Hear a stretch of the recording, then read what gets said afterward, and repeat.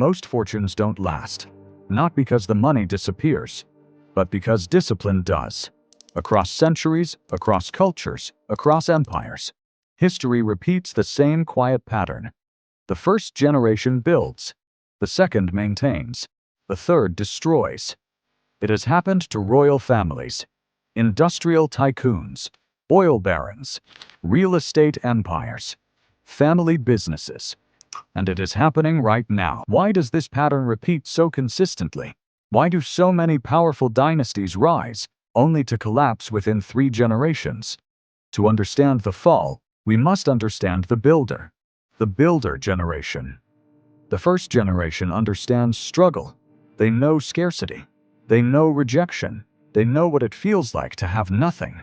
They take risks because they have to. They work relentlessly because survival demands it. They value every dollar, every connection, every opportunity. They build systems, not out of ambition alone, but out of necessity. They wake up earlier. They sacrifice comfort. They endure uncertainty. When you study self-made magnates, immigrant founders, or empire builders, you'll see the same traits: extreme focus, long-term thinking, delayed gratification, relentless discipline.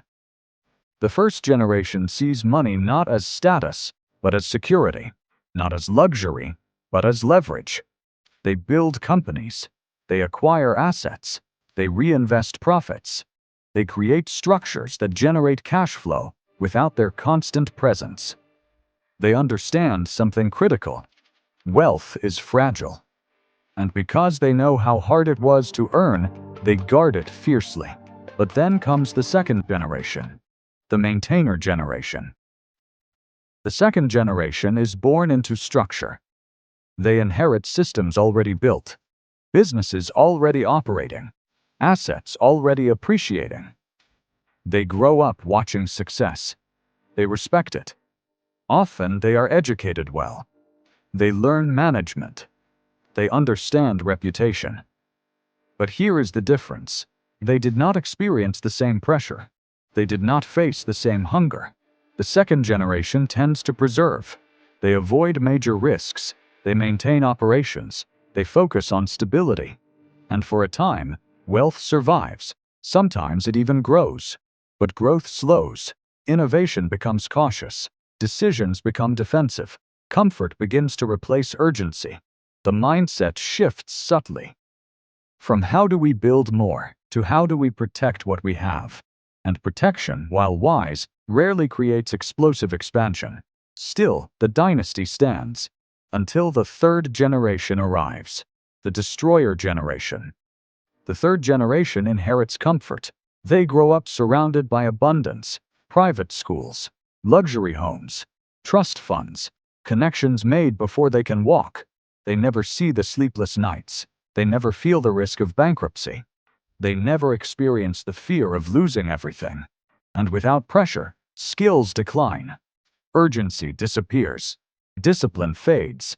They may pursue passion without responsibility, lifestyle without contribution, spending without understanding production.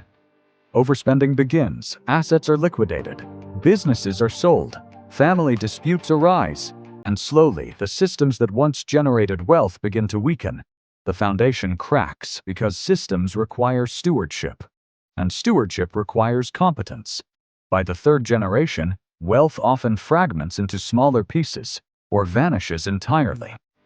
This is why in many cultures there is a saying, "Shirtsleeves to shirtsleeves in 3 generations." It describes the cycle perfectly. Why this pattern repeats. Abundance removes pressure, and pressure creates capability. When survival is no longer required, preparation often declines. The first generation learned through necessity. The second generation learned through observation. The third generation often learns too late. Without pressure, resilience weakens. Without resilience, discipline fades. Without discipline, systems collapse. This cycle has destroyed empires.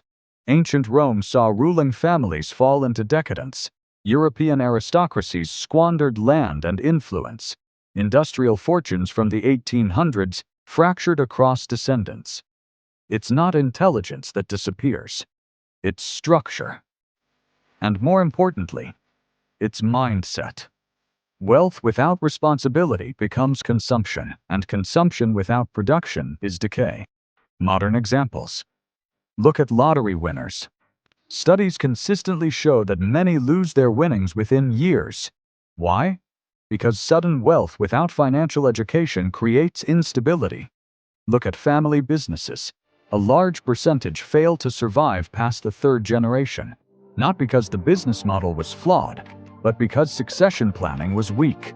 Look at oil fortunes, tech windfalls, celebrity wealth. When money arrives faster than wisdom, collapse accelerates. Sudden wealth without preparation rarely survives. Money amplifies character.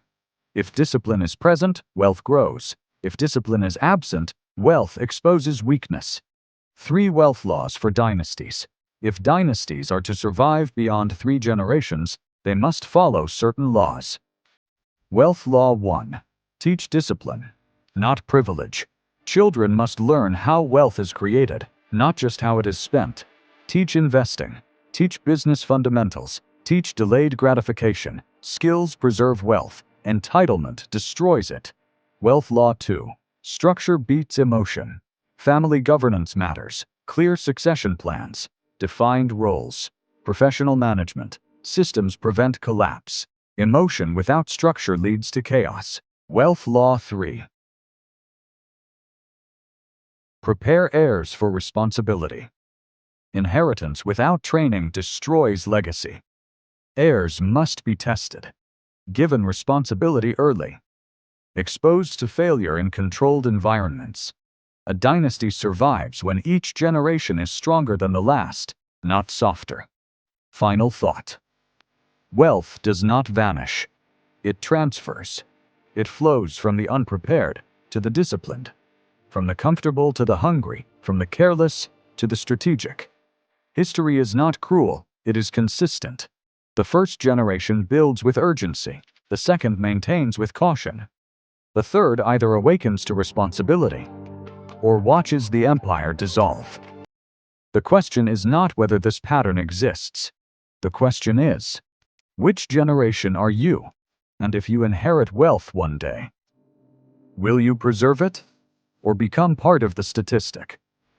Subscribe to Kings, Empires, and Billionaires to learn how legacies survive and how dynasties endure beyond 3 generations.